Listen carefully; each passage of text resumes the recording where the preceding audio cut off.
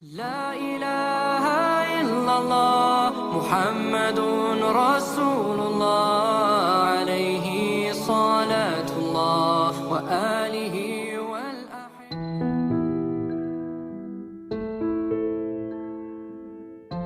Assalamualaikum warahmatullahi wabarakatuh. Seperti yang telah diceritakan sebelumnya, bahwa Syekh Abdul Qadir Al-Jailani mendapatkan gelar Raja Para Wali dengan sikap tunduk dan rendah diri. Begitu beliau sudah mendapatkan gelarnya, justru malah tidak mudah menjaga gelar itu dari godaan-godaan setan.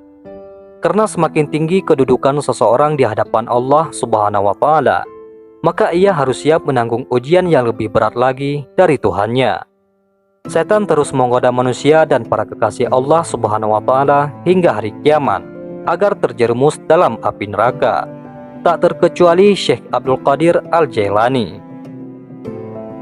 Namun sebelum kita bahas lebih lanjut, jangan lupa untuk sukai video ini, komen, dan berlangganan, serta bagikan video ini agar kita sama-sama menyebarkan dakwah Islam.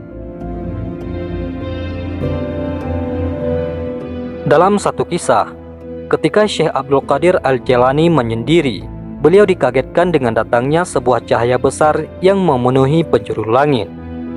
Lalu bayangan itu datang dan memanggil beliau, "Wahai Abdul Qadir, aku ini adalah Tuhanmu.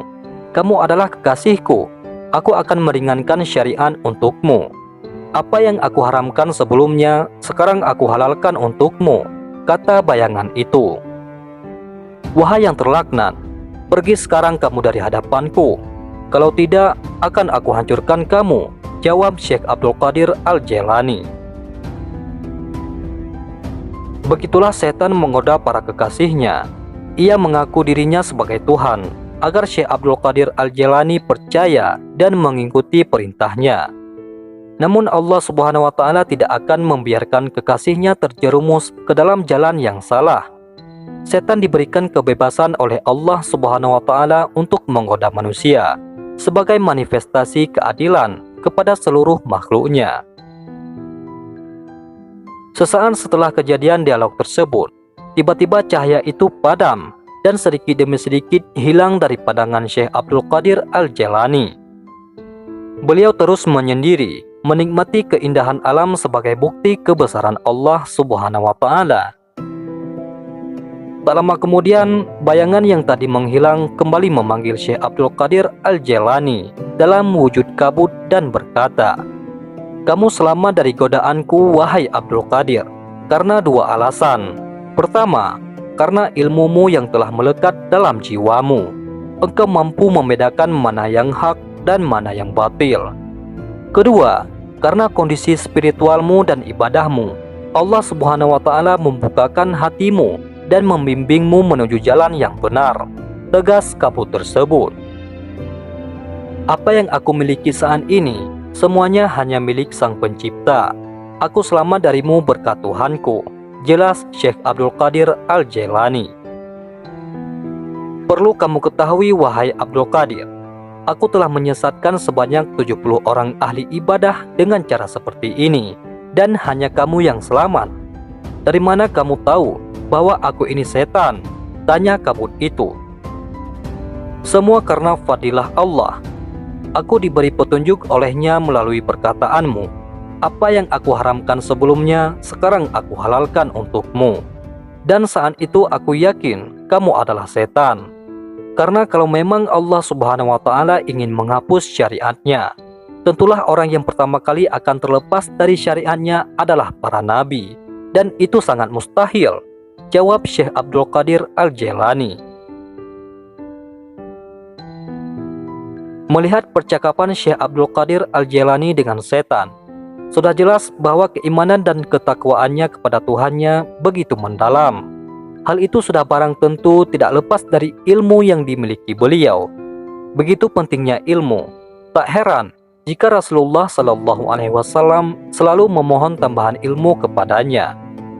"Wa qul rabbi zidni ilman," dan katakanlah Muhammad, "Ya Tuhanku, tambahkanlah aku ilmu pengetahuan." Ada hikmah yang dapat kita ambil dari kisah ini, bahwa kita harus selalu menimba ilmu, karena dengan ilmu itu kita akan selamat dari godaan setan. Dan perlu diingat bahwa setan tidak akan pernah berhenti menggoda manusia hingga hari kiamat. Sebagai manusia yang tidak lepas dari salah dan keliru, sudah sepatutnya terus belajar menempa diri dengan ilmu Allah Subhanahu wa Ta'ala. Sudah banyak di dalam hadis maupun Al-Quran penjelasan akan pentingnya mencari ilmu. Salah satu perbedaan antara manusia dengan yang lain adalah aspek akal. Dengan kelebihan itu, manusia dapat menerima ilmu, sebagaimana Allah Subhanahu wa Ta'ala mengajarkan Nabi Adam alaihissalam akan nama-nama benda yang ada di muka bumi ini. Dalam surah Al-Baqarah ayat 31, Allah Subhanahu wa Ta'ala berfirman, "Dan Dia ajarkan kepada Adam nama-nama benda semuanya. Kemudian Dia perlihatkan kepada para malaikat, seraya berfirman, 'Sebutkan kepadaku nama semua benda ini, jika kamu yang benar.'" Melihat firman Allah ini, telah mafhum bahwa manusia memiliki kelebihan daripada makhluk yang lain. Namun, itu semua kembali kepada manusia itu sendiri. Bisakah manusia tersebut mempergunakan kelebihan itu sebaik mungkin? Perlu diketahui bahwa posisi manusia berada di antara setan dan malaikat. Jika manusia tidak mampu menguasai hawa nafsunya, maka ia lebih buruk daripada setan. Dan sebaliknya, jika manusia mampu menguasai hawa nafsunya dan mengikuti perintahnya, maka derajatnya lebih tinggi daripada malaikat. Wallahu a'lam bishawab. Mudah-mudahan bermanfaat. Assalamualaikum warahmatullahi wabarakatuh.